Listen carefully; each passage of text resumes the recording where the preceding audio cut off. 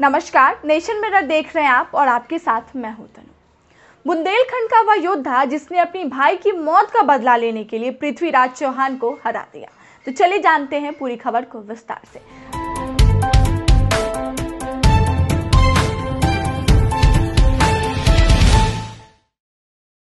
अगर आप उससे पहले आपसे एक अनुरोध है, अगर आप हमारे चैनल पर पहली बार आए हैं तो हमारे चैनल को जरूर सब्सक्राइब कीजिएगा।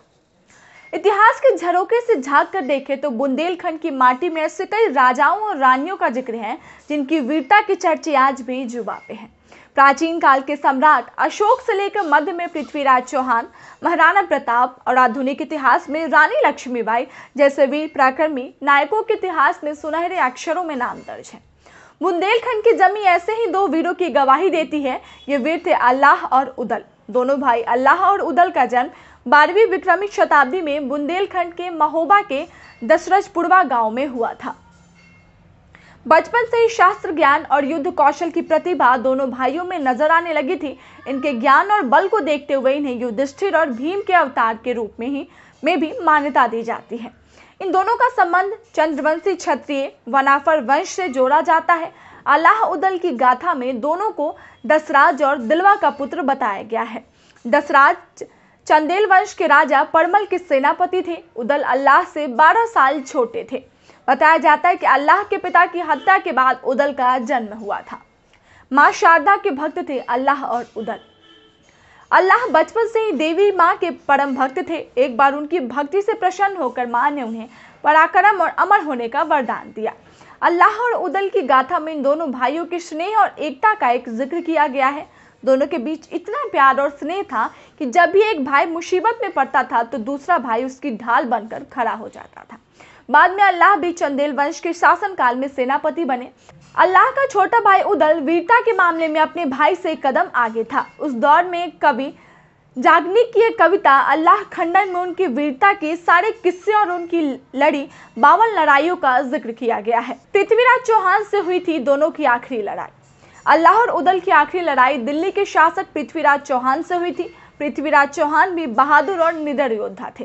पृथ्वीराज ने बुंदेलखंड को जीतने के उद्देश्य से 11वीं सदी के बुंदेलखंड के तत्कालीन चंदेल राजा परमदीदेव पर चढ़ाई की थी। उस समय चंदेलों की राजधानी महोबा थी। अल्लाह उदल राजा परमाल के मंत्री थे। इतिहास में पता चलता है कि पृथ्वीराज और दोनों भाई अल्लाह उदल के बीचों में वैरागढ़ में बहुत भयानक युद्ध हुआ। इस युद्ध में अल्लाह का भाई उदल मारा गया। अल्लाह अपने छोटे भाई उदल की वीरगति की खबर सुनकर अपना आपा खो बैठे और पृथ्वीराज चौहान की सेना पर मौत बनकर टूट पड़े। बताया जाता है कि उस वक्त अल्लाह के सामने जो आया मारा गया। लगभग 1 घंटे के भीषण युद्ध के बाद पृथ्वीराज और अल्लाह आमने सामने आ गए। दोनों में युद्ध हुआ और पृथ्वीराज चौहान बुरी तरह घायल हो गया। अल्लाह ने अपने भाई उदल की मौत का बदला पृथ्वीराज चौहान को पराजित करके लिया। हालांकि माना जाता है कि अल्लाह ने अपने गुरु गोरखनाथ के कहने पर पृथ्वीराज चौहान को जीवन दान दे दिया था। यह युद्ध अल्लाह के जीवन का आखिरी युद्ध था। इसके बाद अल्लाह ने संन्यास ले लिया और शारदा मां की भक्ति में लीन हो गया। युद्ध के बाद लिया संन्यास। राजा परमाल के ऊपर पृथ्वीराज चौहान की सेना ने जब हमला किया तो अल्लाह ने पृथ्वीराज चौहान से युद्ध के लिए बैरागढ़ में ही डेरा डाल लिया था और यही मां शारदा के मंदिर में जाके उन्होंने पूजा की। माना जाता है कि अल्लाह को मां ने साक्षात दर्शन देकर उनके युद्ध के लिए सांग दी थी। पृथ्वीराज चौहान को हराने के बाद अल्लाह ने मंदिर पे साग चढ़ाकर उनके नोक टेढ़ी कर वैराग धारण कर लिया था।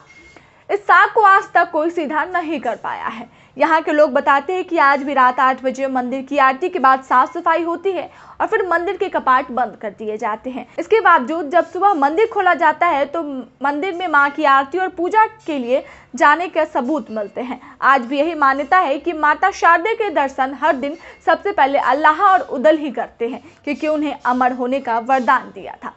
इसलिए बुंदेलखंड के कुछ लोग आज भी मानते हैं कि अल्लाह जिंदा है। तो इस वीडियो में इतना ही, फिर मिलते हैं अगले वीडियो में। अगर आपको वीडियो अच्छी लगती है तो इस वीडियो को ज़्यादा से ज़्यादा लाइक और शेयर करें। साथ ही अगर आप हमारे चैनल पर पहली बार आए हैं तो हमारे चैनल को सब्सक्राइब करना बिल्कुल ना भूलें। आपका एक सब्सक्राइब और फॉलो हमारी हौसला को लाख गुना बढ़ा देता है। धन्यवाद।